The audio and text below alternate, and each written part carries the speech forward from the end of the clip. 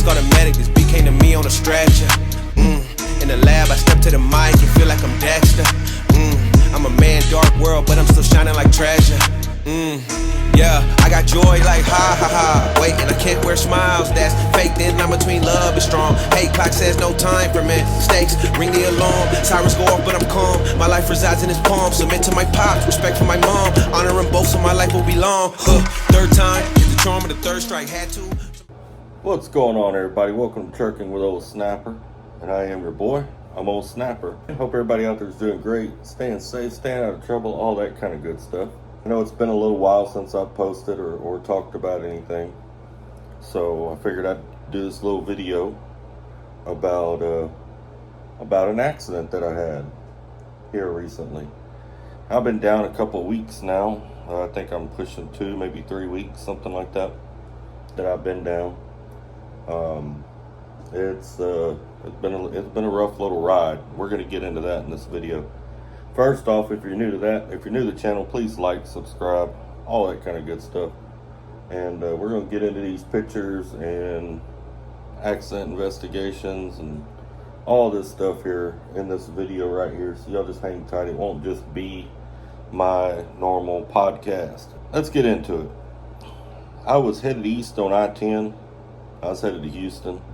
I was just outside of Houston. I was in the right-hand lane, and a young lady in a pickup truck was coming up the middle lane, just to the left of me, and she was passing me, texting on her phone, and right about the time she got even with my fuel tank, she made a hard right turn into the side of my truck. And when I say hard right turn, it was a hard right turn. It sounded like a blowout, is what it sounded like when it hit. Blew the side skirt off the truck, put a hole in the tank, dented the tank in, broke the brackets that hold the tank. And I gotta say, I don't remember what kind of vehicle she had. I'm gonna put some of the pictures in here, but it's a pretty tough vehicle. It broke her tire. Like, I didn't get up underneath her truck to see what it, how it broke, but her tire was folded. The tire that she turned into me with, it was folded. But her the side of her truck and the wheel well, all that stuff was in perfectly good condition. Had some scratches around the wheel well, that was about it. Just tore that tire up. She had to be towed away. I had to get my truck into the shop, had to be towed to International so they could work on it. Had to get a new tank on it, new brackets, new side skirt, and then it had a couple of parts on it that were recalled. This is the part that's really crazy though. It's been in the shop, and a lot of the parts that they need are on back order. It's still very hard to get a vehicle or a truck fixed. It can take forever in these shops. So if you're needing any work done, I would take my time with getting that work done, or I would verify that they have the parts before you put your truck in the shop. If you don't have to, I wouldn't do it. I've never had an accident on the highway like that in motion. Now I've had the normal, well, I wouldn't say normal, but I mean, I took out a fire hydrant one time years ago. Well, actually, I was in training when I took out the fire hydrant. Let me think. I got stuck in the snow one time, had to get towed out up in Akron, Ohio. I mean, I've had a few things here and there, right? But I've had a couple backing accidents. One time I was pulling out. I was up in Brooklyn or the Bronx. I think I was in Brooklyn, New York. And I had delivered to this, I was hauling meat, and I delivered to this place that was really tight. And it had 2 parking lots. And one parking lot was below the other parking lot. You had to go up a ramp to get to the upper parking lot.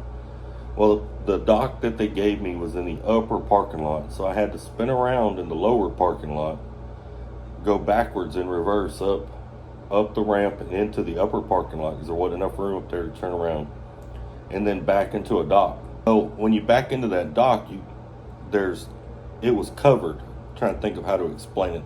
It was a covered dock, so the roofing came out to almost the entire length of the trailer, right? It was almost to the back of the truck. Just the truck was barely sticking out from under the roof. And by the way, I hate backing into them kind of places. It's hard to see sometimes, especially if the sun is shining just right. You're almost blind when you're going into them type of situations. But it had these huge concrete pillars. They were probably 2 foot by 2 foot square. Huge concrete pillars. So you'd have a concrete pillar, then you'd have 2 docks, and then another concrete pillar, right? And the concrete pillar is out there like right at the edge of your sleeper, like right where your sleeper begins is where that concrete pillar was. Well, I backed into the dock, got situated, got unloaded. During the time I was backed in, the truck next to me got unloaded. He got out and another one came in. All right, so then they come and told me, you're done. So I go to pull out.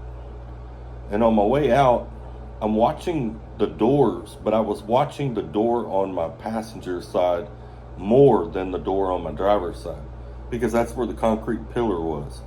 I didn't want to clip that concrete pillar and rip my door off. And I think at this time I'd been driving maybe 3 years, 2-3 years at this time. Well, I ended up clipping the mirror of the driver on my side because I wasn't watching close enough, and I was worried about the other side too much. It got a little bit too far off of that concrete pillar. So when I clipped the mirror, it didn't break his mirror, but it broke the bracket that holds the mirror in place. So like it was going to have to have some tire wraps or something put on it until he could get somewhere and get it changed out. Of course, the company took care of all that, but that was one of the accidents I had. Another time I was in Dallas and I was backing into this dock that was, it was kind of weird too. You had to spin around on the street and you had to back in off the street and through the fence. And then you kind of had to do a little zigzag over to where the docks were. There wasn't enough room in there. And the people from the inside came out and they guide each truck in because it's so tight. So when they come and tell you that they're ready for you to get in the door, they put 2 people out there to guide you in. This is also when I learned not to follow ground guides. Not completely. You need to verify it for yourself. This is where I learned that lesson. And this was in my first year of driving. But these ground guides are backing me in, and I ended up clipping the mirror on a yard dog that was sitting, there wasn't even a trailer there, but he was sitting in the dock next to the dock that I was going into on my blind side. But this is the first accident I've ever had going down the highway. I've never had an accident going down the highway like this before. You know, so it was freaky, it was weird. Like I said, it sounded like an explosion went off. But anyway, I'm headed down I-10. This lady comes around me. She slams into the side of me. Sounds like an explosion going off, like I blew a tire. I get to the side of the road. She gets to the side of the road, maybe 100 yards up in front of me, or maybe a little less than that. I get out, go check on her. You know, she's fine, I'm fine. So I put out my triangles and I call the local authorities to come out, and they do their little investigation. She ended up getting a ticket for improper lane change. I'm surprised she didn't get a cell phone ticket. And here's the crazy part, she got out of her pickup. When she got out of her pickup and we met halfway between my truck and hers and we were checking on each other, she got out of her truck still texting on her phone. Like what she had just done didn't even register with her. It's like, oh, made a mistake. But her text was still so important that she was still texting on her phone. The whole time the cops were there, she was texting on her phone. You know, now I'm not going to put the picture in here because I'm not going to put a picture of the young lady up on the internet. But when I was taking my pictures, she was in a couple of them, like in the background, still on her phone. I'm telling you, she never looked up from that dang phone. And that phone was the cause of this entire fiasco, this entire issue. Now here's the problem with the company driver side of things. My truck goes down, my truck goes in the shop, I lose money, and I'm just out. That's just the way that works. You're just out. As a company driver, most of the time, you're just out until your truck gets back up, back running, all that kind of stuff, you know. And I wasn't mean to the girl. You know, we were all young. I think she was in her early 20s. We were all young at one time, and I've made my share of mistakes in life. You know, so I wasn't going to harp on her for what I knew I was about to go through, right? You know, that's the biggest thing. It's like, crap, my truck's messed up. I wasn't quite as worried about it in that moment, though, because I was headed home. I was just ready to get that truck, get it to where it needs to go, get home, and I was going to take a week off, so I figured, all right, I'll take a week off. By then, the truck should be done. Truck wasn't done. Truck still ain't done. You know, here we are a couple weeks later. It's still not done. They're still waiting on parts. You know, so that kind of sucks. It kind of sucks. I wasn't at fault, non-preventable type deal. You know, then it turned out the lady, that truck didn't even belong to that lady. It belonged to somebody else. You know, it was insured and all that kind of stuff, but she was driving someone else's truck. And I tell you what blew me away is her lack of concern for what she had just done to someone else's property. You know, let's put it like this. If I was driving your car, your vehicle, and I had an accident in it, especially one where I'm on my phone and I hit somebody, and now your vehicle is not drivable, I would be concerned about what I had just done to your vehicle. It's not my property. That would be a concern to me as a friend, as a human being, as whatever. She didn't seem to have a concern at all. It didn't matter to her. All that mattered to her is whoever she was talking to in text or whatever, several people she was talking to in text. I don't know how this lady doesn't have a creak in her neck, because she spent a whole couple of hours or whatever that we were on the side of the road staring at her phone. Never looked up. Even when I walked up and spoke to her, she looked up just a second, made eye contact, said she was fine, went right back to her phone. You know, so it was kind of like, yeah, this is that new age of people.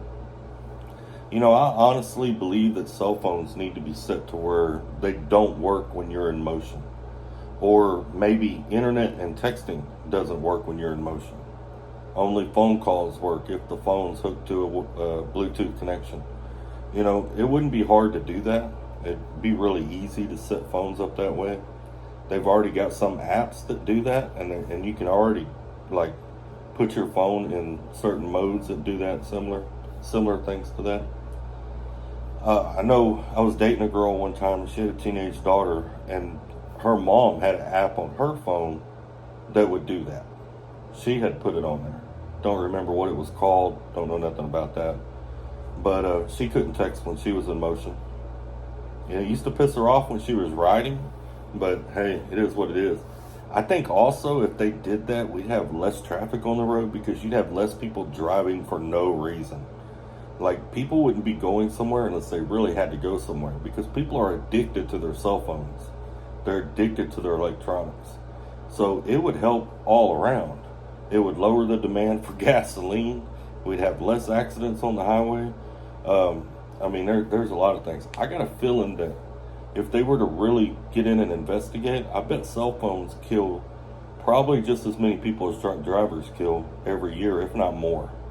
Cell phones probably definitely cause more accidents than probably anything out there. I'm not going to mention the name of it, but you know, there's a certain item that they keep wanting to restrict and ban. I'm willing to bet you that cell phones probably kill more people than that item does. And those of you out there know exactly what I'm talking about. But anyway, that's my update. That's what's been going on. That's why I haven't been real active on here. Also, I just had a grandbaby, and I'm excited about that. So I've been dealing with becoming a grandpa. My first grandbaby, and 42 years old, and I'm a grandpa. But hey, it is what it is. I'm excited. I'm happy. Welcome another family member into the world, and proud of my daughter and her man for stepping up and taking care of things the way they've been taking care of them and doing a really good job. I'm proud of the both of them. Well, I'm not going to hold y'all up. I'm going to go ahead and jump off here. Hope y'all are doing great, staying safe, all that good stuff. Don't forget to hit that like button, hit that subscribe button, share this video out. Might help somebody out there. Y'all take care, stay safe, and keep trucking. Please call the medic, this beat came to me on a stretcher. In the lab, I step to the mic and feel like I'm Dexter. I'm a man, dark world, but I'm still shining like treasure. Yeah, I got joy like ha ha ha. Wait, and I can't wear smiles, that's fake. Then I'm between love and strong. Hate clock says no time for mistakes. Ring the alarm, sirens go off, but I'm calm. My life resides in his palm. Submit to my pops, respect for my mom. Honor them both, so my life will be long. Third time, hit the charm of the third strike, had to.